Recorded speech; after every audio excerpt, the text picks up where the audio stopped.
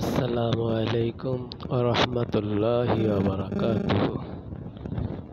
দেশ ও বিদেশের যত মুসলিম নরনারী ভাই ও বোনেরা, আপনারা জানেন না, দুনিয়ার জমিনে খুব ঝঞ্ঝাটের ভিতরে মুসলিমদের এখন কালাতিপাত হচ্ছে।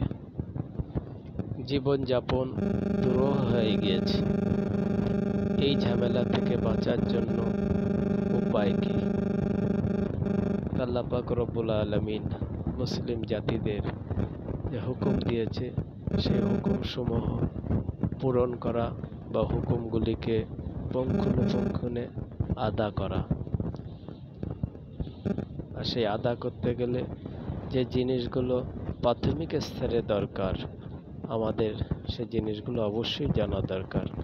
মুসলমানের সব থেকে গুরুত্বপূর্ণ যে জিনিসটা অবশ্যই সব সময়ের জন্য জানা দরকার, সেই জিনিস হলো দাইমি ফরজ। দাইমি ফরজ কি জিনিস বা দাইমি ফরজ কি কি, কোন জিনিস দাইমি ফরজ বলা হয়, কাকে দাইমি ফরজ বলা হয়? মুসলমান পুরুষের জন্য দাইমি ফরজ হলো 3টে। মুসলমান নারীদের জন্য দাইমি ফরজ হলো 5টা। পুরুষের জন্য যে 3টে হলো 24 ঘন্টা ইমানের হালতে থাকা। দ্বিতীয় নাম্বার হলো পুরুষের জন্য সতর ঢাকা। তৃতীয় নাম্বার হলো পুরুষের জন্য যে জিনিসটা খুবই জানা জরুরি। 1 নাম্বার যেরকম জানতে পারলাম 24 ঘন্টা ইমানের হালতে থাকা, 2 নাম্বার সতর ঢাকা।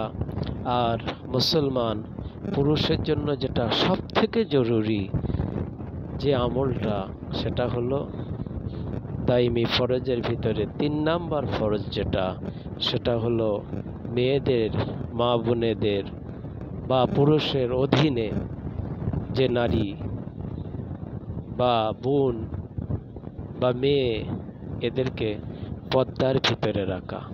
এটা পুরুষের জন্য 3টে, ওই রকম নারীর জন্য 24 ঘন্টা ইমানের হালতে থাকা, পর্দার ভিতরে থাকা, সতর ঢাকা, নারীদের কথা আস্তে বলা, জোরে কথা না বলা। 5 নাম্বার নারীদের যে জিনিসটা হলো, সেটা হলো নারীদের জন্য তো খুবই জরুরি যে জিনিসটা, সেটা স্বামীর আমানতের খেয়ানত না করা।